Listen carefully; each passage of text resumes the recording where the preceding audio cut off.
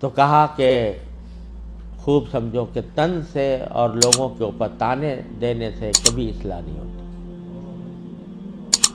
پیغمبرانہ اسلوب یہ ہے کہ اگر پیغمبروں کو گالی بھی دی جاتی ہے تو وہ گالی کا جواب گالی سے نہیں دیتے. پیغمبر حضرت ہود علیہ السلام کو کہا جا رہا ہے کہ انا لنراک فی صفاحۃ و انا لنظنک من الکاذبین، ہم آپ کو دیکھ رہے ہیں بیوقوف آدمی ہیں، پیغمبر کو کہا جا رہا ہے، اور ہم جانتے ہیں اب جھوٹے آدمی ہو. اگر حضرت والد صاحب فرماتے تھے کہ آج اگر کسی مقتدی کو، کسی عالم کو، کسی واعظ کو بھرے مجمع میں یہ کہا جائے کہ تم بیوقوف ہو، تم جھوٹے ہو، تو جواب میں وہ کہے گا تو جھوٹا، تیرا باپ جھوٹا، تیرا دادا جھوٹا. لیکن پیغمبر کیا جواب دیتا ہے کہ یا قومی لیس بی صفاحۃ ولکنی رسول من رب العالمین، میری قوم میں بیوقوف نہیں ہوں، مجھے پر رب العالمین نے تمہارے پاس بھیجا ہے، تمہاری پیغام دے کر بھیجا ہے، میں تمہارا پاس پیغام لے کر آیا ہوں. تو گالی کا جواب پیغمبر بھی گالی سے نہیں دیتا، گالی کا جواب بھی گالی سے نہیں دیتا. موسیٰ علیہ السلام کے پاس کو بھیج جا رہا ہے فرعون کے پاس، موسیٰ اور ہارون علیہ السلام کو، اور اللہ تعالیٰ کو معلوم ہے کہ فرعون جیسا سرکش آدمی، لیکن ان کو جو تعلیم دی گئی موسیٰ اور ہارون علیہ السلام کو یہ دی گئی کہ قولا لہ قولا لینا، ان کے سامنے، فرعون کے سامنے نرم بات کرنا،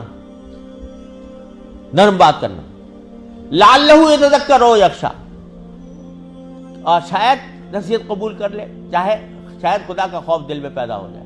حالانکہ اللہ تعالیٰ جانتے تھے علم ازلی میں کہ یہ نصیحت قبول کرنے والا نہیں ہے اور ایمان لانے والا نہیں ہے، لیکن پیغمبر سے کہا جا رہا ہے کہ تمہارے دل میں یہ امید ہونی چاہیے کہ شاید نصیحت قبول کر لے، شاید اس کے دل میں خدا کا خوف آ جائے، لہذا نرم بات کرنا.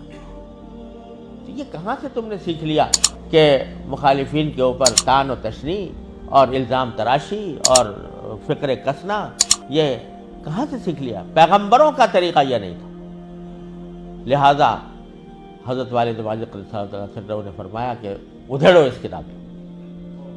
الحمدللہ میں نے بات دل میں اتر گئی، اور الحمدللہ میں نے پھر پوری کتاب کو اثر نو لکھا اور وہ سارے فکر اس میں حذف کیے. اس موقع پر جو جملہ سنانا چاہ رہا تھا حضرت والد ماجد کو وہ یہ، اس موقع پر حضرت والد ماجد نے فرمایا کہ جب بھی کوئی بات اپنی زبان سے یا اپنے قلم سے نکالو تو پہلے یہ سوچ لو کہ اس بات کو مجھے کسی عدالت میں ثابت کرنا ہے. عدالت میں اگر تم اس پوزیشن میں ہو کہ جو بات تم نکال رہے ہو وہ کسی عدالت میں ثابت کر سکو تو بے شک کہہ دو اور لکھ دو، لیکن اگر اس پوزیشن میں نہیں ہو تو ہرگز وہ بات نہ لکھو، نہ کہو. کیوں؟ اس لیے کہ ہو سکتا ہے اسی دنیا میں کسی وقت تم سے مطالبہ ہو جائے عدالت، کسی دنیا کی عدالت میں کہ ثابت کرو اپنی اس بات کو، اور اگر اس دنیا میں نہ ہوا تو آخرت میں تو ہوگا ہی ہوگا. آخرت کی عدالت میں اللہ تبارک و تعالیٰ کے سامنے سب کچھ حاضر ہوگا اور تمہیں ثابت کرنا ہوگا. اگر ثابت نہیں کر سکتے تو منہ سے نہیں نکالو.